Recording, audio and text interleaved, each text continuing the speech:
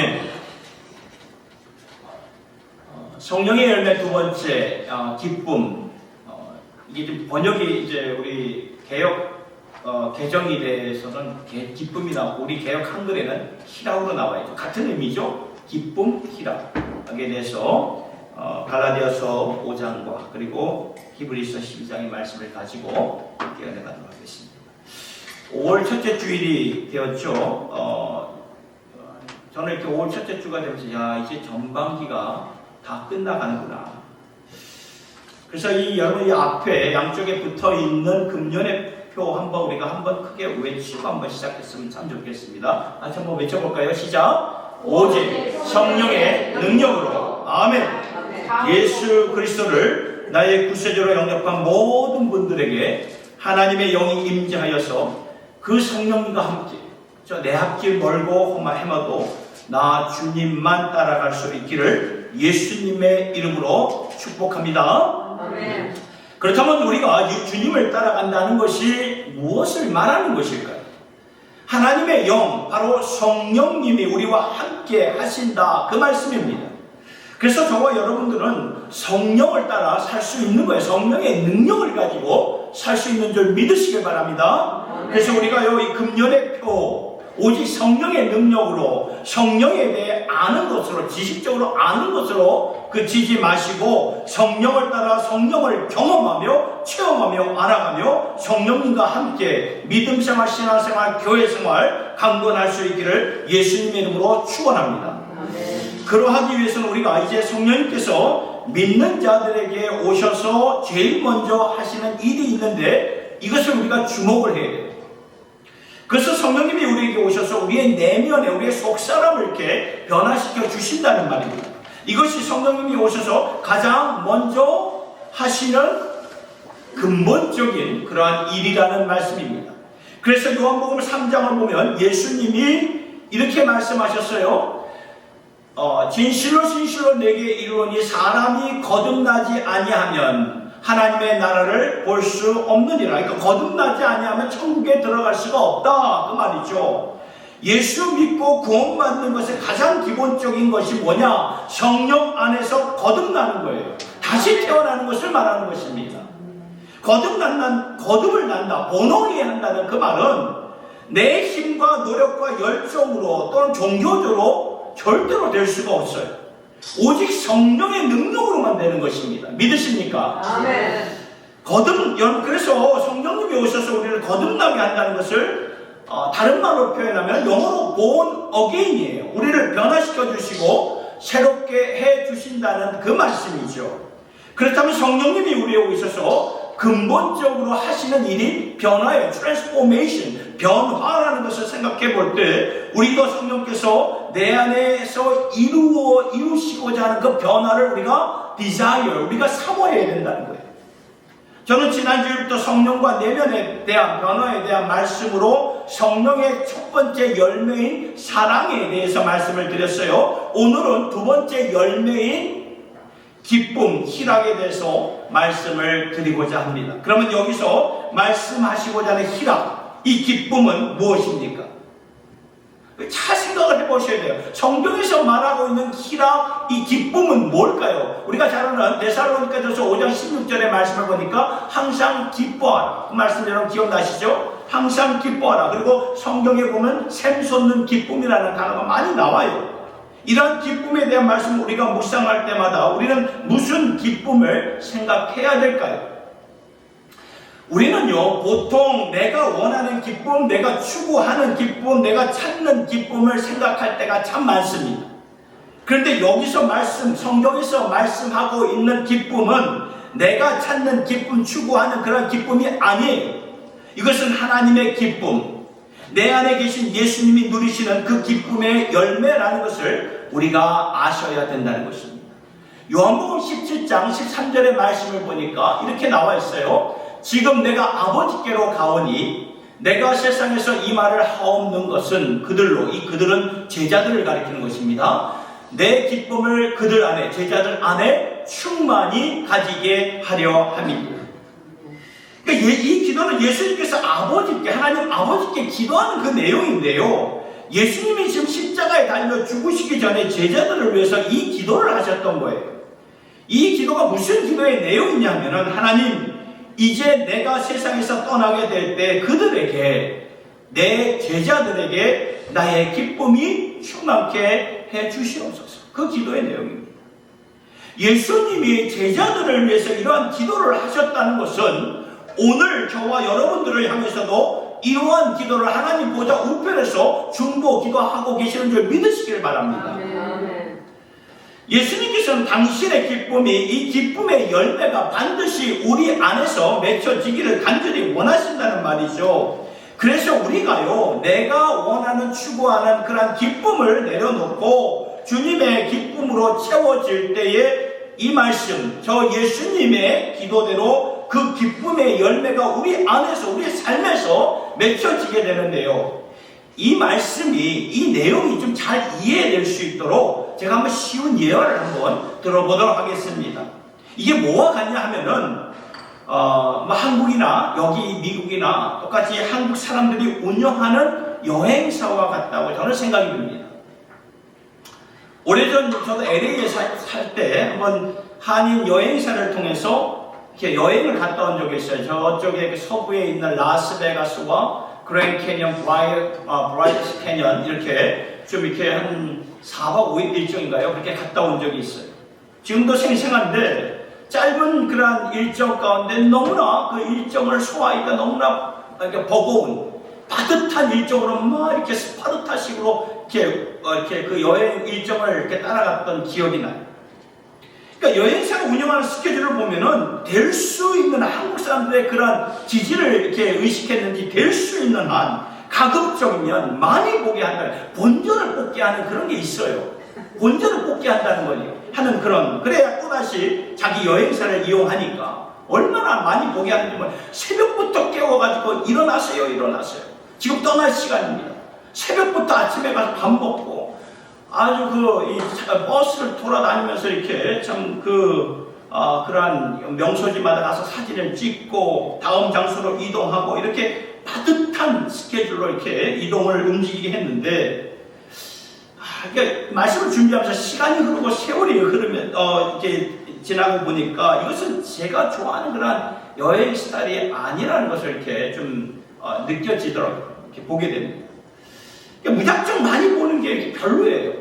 제가 원래 이제 처음에는 뭐 총각 때나 결혼 초에는 참 내가 기뻐하는 대로 무작정 많이 보는 쪽으로 계획을 세워가지고 그걸 이렇게 실행하는 그런 저였는데, 세월이 흐르면서 제 기질과 성향이 이렇게 바뀌어진 제 모습을 좀 보게 되었습니다. 그래서 이제는 좀 여유를 갖고 정서적으로 보는 것을 좋아하는, 이게 바뀌어지는 그런 저 안에 이런 내면의 변화를 이렇게 좀 보면서, 그렇습니다. 이제는 이제 이렇게 많이 보는 거, 본전을 뽑는 이런 게 아니라 좀 아이들이 원하는 것, 아내가 원하는 그러한 곳으로 초점을 맞추다 보니까 그 기쁨이 배가 되는, 더블이 되는 것을 이렇게 느낄 수가 있게 되었던 것입니다. 그런 것이에요. 그러니까 보통 성경에서 말하는 우리가 이 기쁨에 대해서 생각해 볼 때 자주 우리가 실수하는 게 무엇이냐 하면은, 내가 원하고 찾고자 하는 기쁨을 강조하면서 말씀을 묵상할 수가 있다는 말입니다. 그러면 우리의 기쁨이 충만해질 수가 없어요.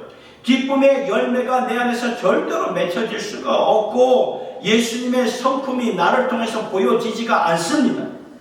이런 식으로 내가 원하고 찾고자 하는 그런 기쁨으로 채워지다 보면, 신앙생활 하다 보면 그 기쁨이 언젠가는요 메마르게 되고요 식상해지는 그러한 믿음생활, 신앙생활이 되어버리고 만다는 것입니다. 우리가 조금 전에 보았던 이 예수님의 이 기도대로 주님의 기쁨이 우리 안에서 이렇게 맞춰질 때, 우리가 그 주님의 기쁨으로 이렇게 맞춰져 나갈 때에 그 기쁨을 내가 주목하면서 바라보면서 나아갈 때에 그 기쁨이 우리 안에서 충만해지고 내면의 변화로 이루어지게 된다는 것입니다. 이해가 되시나요? 여러분, 그 악기를 다루시는 분들은 금방 알 거예요. 악기를 다루다 보면은, 악기를 사면은 그냥 이렇게 계속 평생 동안 뭐 이렇게 조율 안 하나요? 하잖아요. 피아노도 이렇게 조율을 이제 다음 주에 이제 하게 되는데, 조율을 하게 돼요. 모든 악기들이 조율에 맞춰서 튜닝을 하게 되죠. 우리의 삶도 그래야 된다는 것입니다. 내 삶을 예수님의 삶에 맞춰서 튜닝을 해야 돼요. 그분의 기쁨에 따라 내가 조율된 삶을 살아갈 때 그 기쁨이 내 안에서 충만한 성령의 열매를 맺으며 살아가게 된다는 것입니다. 그래서 오늘 성령의 열매 두 번째, 이 기쁨 희락을 통해서 우리 모두가 예수님이 기뻐하시는 기쁨이 있어요. 그 기쁨이 네 가지인데요. 그 기쁨을 한 가지 한 가지 우리가 살펴보면서 그 기쁨이 오늘 우리의 삶 속에 꼭 적용되면서 살아갈 수 있기를 예수님의 이름으로 축복합니다. 첫 번째는 예수님의 기쁨은 이것입니다. 죄인이 회개하고 돌아올 때 예수님의 기쁨이 너무나 충만하신 거예요. 죄인들이 회개하고 돌아올 때 너무나 기뻐하신 예수님, 누가복음 19장 10절의 말씀을 보세요. 인자, 예수가 내가 온 것을 잃어버린 자를 찾아 구원하려 함이라. 예수님이 이 세상에 오신 사명은 뭐라고요? 잃어버린 자를 찾아서 구원하기 위해 오신 것이라고 말씀하시죠. 그러니까 여기에 자신의 모든 사명과 기쁨이 있다 말씀하신 거예요. 이 기쁨이 어느 정도인가? 누가복음 15장을 보니까 천국, 그 하늘에서는 회개할 필요가 없는 99명, 99명의 의인보다 반드시 회개하고 돌아와야 되는 한 명의 죄인이 회개할 때 더 기뻐하신다 말씀하시는 거예요. 그만큼 한 영혼이 회개하고 돌아온 것을 주님이 너무나 기뻐하신다. 여러분, 우리가 잘 아는 탕자의 비유에서도 우리가 알 수 있지 않습니까? 집 나간 아들이 돌아올 때, 다시 집으로 돌아올 때 아버지의 기쁨을 보세요. 절제하지 못하는 그런 기쁨을 말씀에서 우리가 보지 않습니까? 아버지는 그 돼지꼴이 되는, 만신창이가 되는, 얼마나, 여러분 홈레스 한번 가까이 가보세요. 냄새가 얼마나 지독합니까? 그런 사람, 그런 아들, 돼지꼴이 돼버린 아들이 막 오는데도 그런 아들 향해서 달려가지 않습니다. 여러분, 중동지방에서는 그때나 지금이나 이 어른들, 성인들은요, 여러분들 다 사진을 보았듯이, 뉴스를 보았듯이 로브를 입어요. 큰 통 옷을 입습니다. 여기서부터 밑에까지 통 옷을. 그리고 샌들을 신지 않습니까? 더운 지역이니까. 왜 로브를 입을까 생각을 해보니까 어른들은, 성인들은 달리지 않는 문화입니다. 우리나라처럼 이렇게 양반의 문화, 그런 식이죠. 달리지 않아요. 체면의 문화. 이 달리는 자들은 머슴들, 종들, 아이들 뿐이죠. 그러나 예수님의 비유에서는 아버지가 아들 향해서 막 달려가지 않습니까? 집 나간 아들, 방탕했던 아들, 방황했던 아들이 돌아올 때 절제하지 못한 기쁨으로 달려나가 맞이했던 아버지, 이것이 하나님의 기쁨이고 하나님 예수님의 기쁨이었던 거예요. 그리고 예수님의 이 기쁨을 또 다른 면으로 이렇게 설명해 주셨는데, 마태복음 18장 6절을 보니까 한 어린아이가, 작은 소자가 하나님께로 돌아오는 그러한 길을 방해하거나 실족하는 자는 어떻게 된다고요? 연자맷들을 목에 매서 바다에 던지는 것이 낫다. 그 정도로 한 영혼이 주님께로, 예수께로 돌아오는 것을 막지 말아라. 이것이 나의 기쁨이다 말씀하시는 거예요. 여기에 주님의 기쁨이 있죠. 저와 여러분들도 언젠가, 여기 이 자리에 앉은 게 우연이 아니죠. 언젠가 우리가 주님께 회개하고 돌아왔을 때 주님이 이렇게 기뻐하셨을 거예요.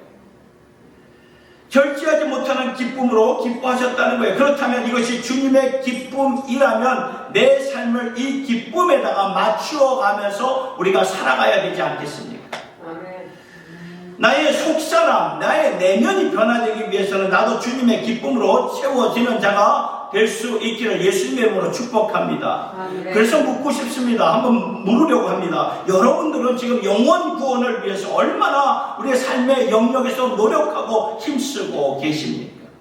주님의 기쁨, 주님의 간절함은 한 영혼이 주님께로 돌아오는 것이죠. 그렇다면 우리도 삶 속에서, 우리가 직장에서, 사업터에서 예수님을 전하는, 향기를 드러내는 그런 예수의 사람들, 전도하는 사람들이 되어야 되지 않겠습니까? 사랑하는 성도 여러분, 예수님의 기쁨은 오늘 말씀대로 죄인이 주님께로 회개하고 돌아오는 데 있다는 것입니다. 우리도 영혼 구원의 이 기쁨과 감격, 열정을 갖고 예수님과 함께 살 수 있기를 예수님의 이름으로 축원합니다. 두 번째, 예수님의 기쁨은요, 형제들이 하나 되어 동거할 때 예수님께서 가장 기뻐하신다는 것입니다.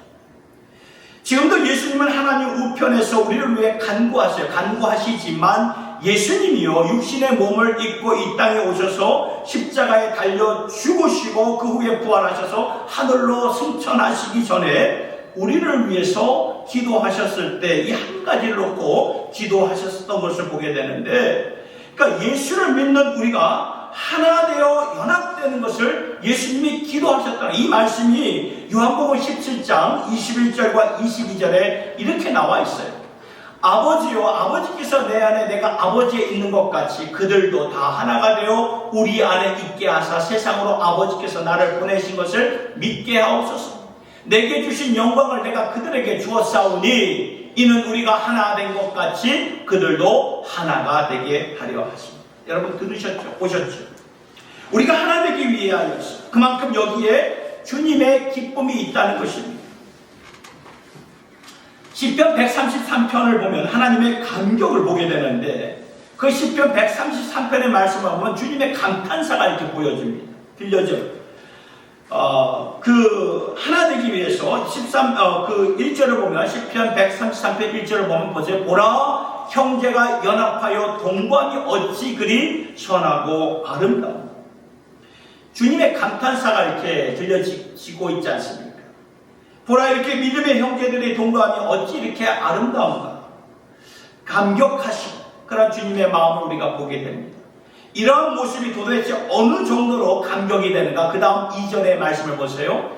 머리에 있는 보배로운 기름이 수염, 곧 아론의 수염에 흘러서 그의 옷깃까지 내림 같고. 무슨 말입니까? 하나님께서 첫 번째 제사장으로 아론을, 구약시대 아론을 세우셨을 때 이제는 하나님과 인간들 사이에서 다리 역할을 할 수 있는 제사장을 세우시면서 감격을 하셨던 거예요. 죄인들이 하나님과 회복하며 화목할 수 있는 그 길을 열어주셨기 때문에 바로 이 말씀을 적용하신 거예요. 기름 부으심의 감격처럼 형제들의 연합되고 동거함이 어찌 그리 아름다운가. 이 정도로 하나님께서는 감동이 되셨다는 그 말씀이죠. 3절을 보세요. 헐몬의 이슬이 시온의 산들에 내림 같도다.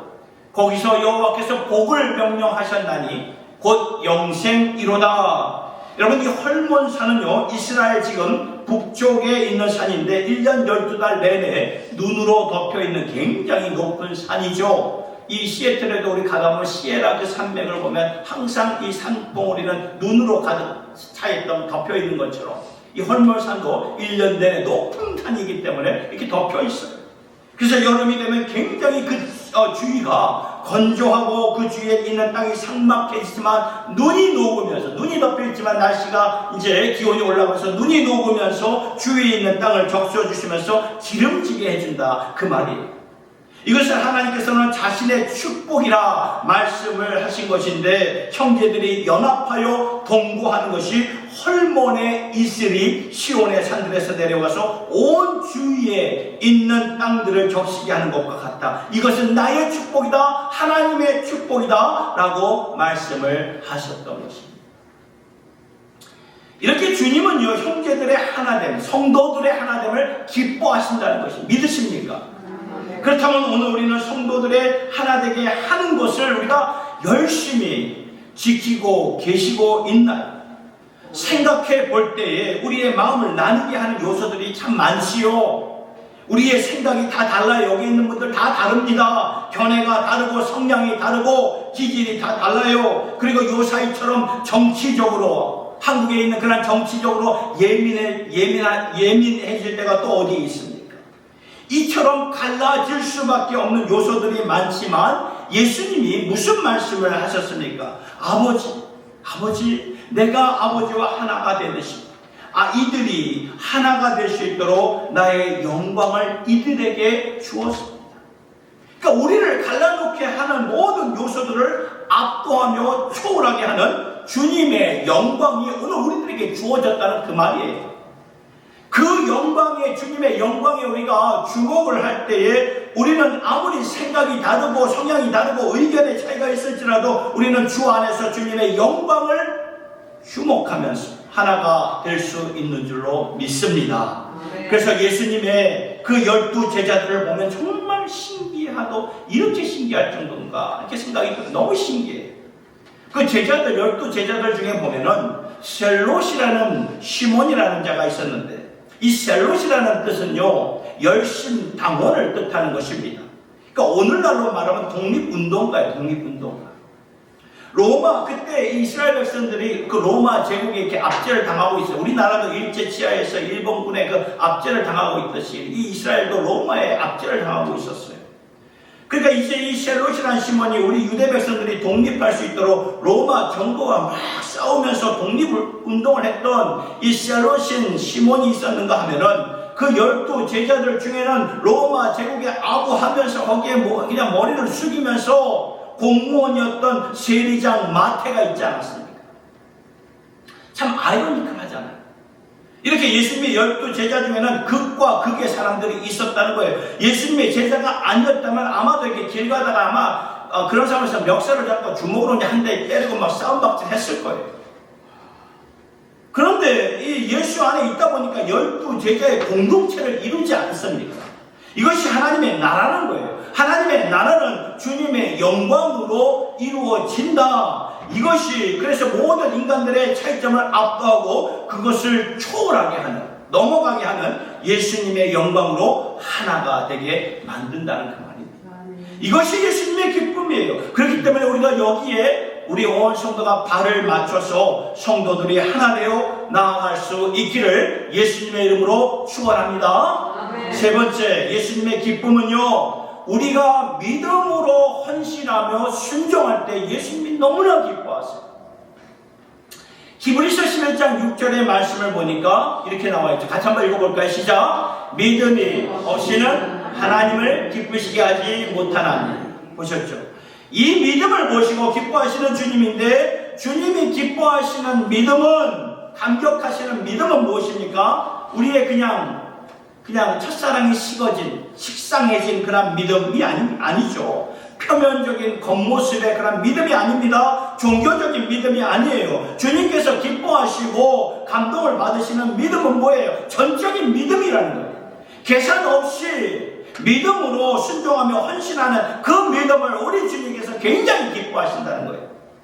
여러분, 복음서에서 예수님이 이런 믿음 내가 정말 처음 봤다. 이스라엘 사람들도 찾아보지 못한 너를 통해서 내가 보게 되는구나. 그런 자가 나오는데 누굽니까? 백부장 아닙니까? 백부장. 그는 로마 군대의 장교였습니다. 그런데 예수님이 이 사람을 보면서 누가복음 7장 7절에 8절 이 말씀이에요. 보세요. 내가 지금까지 이스라엘 사람 중에서 이런 믿음을 본 적이 없다. 예수님이 그 앞에서 감탄을 하는 거예요. 감탄을. 여러분, 이 백부장의 믿음이 어떠한 믿음이었나요? 견고한 믿음, 전적인 믿음이었어요. 예수님 앞에서 그가 이렇게 고백을 하지 않습니까? 주님, 저도 장교입니다. 장교인데 장교로서 한마디만 떨어지면 부하들이 그냥 그대로 움직이지 않습니까? 그러나 당신은 주님이 되지 않습니까? 주께서 말씀하시면 말씀대로 되는 줄 저는 알고 그대로 믿습니다. 이게 전적인 믿음의 전적입니다. 마르다의 동생 마리아도 자신이 일평생 모아 준비한 값비싼 나드 향유가 있었죠. 그 값비싼 나드 향유를 이렇게 보니까 이것은 그 당시에 히말라야, 인도 북쪽에 있는 히말라야 산에서만 나오는 값비싼 그런 향유였어요. 이 향유를 어느 날 이 마리아가 깨트려서 예수님의 머리에 이렇게 붓잖아요. 그 모습을 본 제자들이 야, 너 정신 나갔구나. 왜 그렇게 바보 같은 짓을 하냐? 이거 완전히 낭비야. 그러면서 마리아를 막 질책을 하니까 예수님이 뭐라고 말씀하셨죠? 제자들을 막아요. 질책하는 제자들을 막으시면서 그만두어라. 마리아는 나에게 아름다운 일을 했다. She is done for beautiful thing to me. 그러면서 주님이 얼마나 감동과 감격을 받으셨던지 마가복음 14장 9절에 이렇게 말을 해요. 이제 마리아가 내게 한 일은 복음이 전파되는 곳마다 이 여자가 행한 일도 말하여 그를 기억하라. 참 귀한 말씀이죠. 복음이 전파되는 곳에는 이 여자 마리아가 행한 일도 말하여 그를 기억합니다. 예수님은요, 마리아의 이 귀한 믿음을 보았던 거예요. 마리아는 예수님이 나를 위해서 이제 십자가에 죽으실 것을 알았기 때문에 자신의 모든 것을 다 부어드리고 헌신하며 순종하며 살기로 결단했기 때문에 그러한 이 믿음의 모습이 나왔게 보여졌던 것입니다. 여기에 주님의 기쁨이 있었던 거죠. 전적인 믿음, 계산하지 않는 믿음, 순종하며 헌신하는 이것이 주님의 기쁨이었던 거죠. 그렇다면 이 기쁨에 오늘 우리도 그 삶의 기쁨의 삶에 우리가 맞춰서 나가야 되지 않겠습니까? 지금 나의 믿음은 어떠하십니까? 한번 돌아보세요. 지금 나의 믿음은 어떠합니까? 오늘날 현대인들의 믿음을 보면 굉장히 계산적입니다. calculation, 굉장히 이렇게 빨리빨리 계산합니다. 나에게 돌아올 것이 무엇인가? 나에게 돌아올 어떠한 그 profit, 나에게 돌아올 어떤 유익은 무엇인가? 계산하면서 예수를 따르는 경향이 너무나 많아요. 이것은 주님의 기쁨이 되지 못한다는 것입니다. 믿음이 뭐예요? 믿음은 어린아이처럼 믿는 거예요. 어린아이처럼. 어렸을 때 아이들이 침대에서 이렇게 뛰어내리죠. 저희 아이들도 이렇게 침대에서 아빠 하면서 막 이렇게 뛰어내려야 돼요. 그러면 자다가도 저 봉창 때리면 얼마나 아픈지 그냥. 그렇죠? 아이들은 아빠가 이렇게 잡아줄 줄 알고 그냥 의심하지 않고 뛰어내린다는 거예요. 그런데 어른들은 그렇게 하지 못한다는 거예요. 계산을 합니다. 나를 잡아줄 수 있는 분이 있는가? 이렇게 하다 나만 다치는 게 아닌가? 이렇게 하다 나만 손해보는 것이 아닌가? 이렇게 계산을 한다는 거예요. 여러분, 믿음은요, 전적으로 신뢰하고 계산 없이, 계산하지 않고 순수하고 순종하며 헌신하는 것이 정말 하나님이 주님이 기뻐하시는 믿음인 줄 믿으시길 바랍니다. 이러한 계산하지 않는 믿음의 소유자가 이 금년에는 더 특별하게 보여질 수 있기를 예수님의 이름으로 축복합니다. 마지막으로 예수님의 기쁨이 보입니다. 그것은요, 우리가 주님과 나누는 친밀함의 기쁨에서 주님이 너무나 기뻐하신다는 거예요. 예수님이 우리와 자신의 관계를 설명하실 때 뭘로 설명하셨냐면 신부와 신랑의 관계를 가지고 설명을 하셨죠. 마태복음 9장 14절의 말씀을 보니까 그 요한의 제자들이 이렇게 와서 예수님께 와가지고 한 가지 질문을 던지죠. 이 말씀이죠. 왜 당신의 제자들은 금식하지 않습니까? 바리새인들도 금식하고 우리의 제자들, 우리의 제자들도 금식하는데 왜 예수님의 제자들은 금식하지 않습니까? 그때 예수님이 이렇게 말씀하셨어요. 그 다음 구절 보니까 이렇게 나오죠. 그들이 지금 금식을 안 하는 이유는 신랑이 그 옆에 있기 때문이다. 신랑은 바로 예수님 자신을 가리키는 거예요. 신랑이 옆에 있는데 신부된 우리들이 신부가 슬퍼하며 금식할 수가 있겠느냐? 그 말이죠. 언젠가 신랑이 떠날 때 그때는 저들이 금식하게 되리라. 그리고 예수님이 처음으로 자신의 표적을 첫 번째 그 기적을 보였던 곳이 어디였죠? 가나 혼인잔치 아니었습니까? 여러분, 예수께서 수많은 장소에서 자신의 능력을 이렇게 보여줄 수가 있는데 왜 하필이면 가나 혼인잔치였을까? 한번 묵상해 보게 되었습니다. 저는 이렇게 생각이 듭니다. 예수님께서 이제 당신의 십자가 사역으로 인해서 구원받은 백성들이 이제 천국에서 누릴 천국의 혼인잔치를 바라보면서 이 땅에서도 지상에서도 당신의 능력을 처음으로 보여주신 것이 가나 혼인잔치가 아니었나 저 나름대로 이렇게 생각이 들더라고요. 왜냐하면 이것은 신랑과 신부의 관계, 주님과 우리의 관계로 보셨기 때문입니다.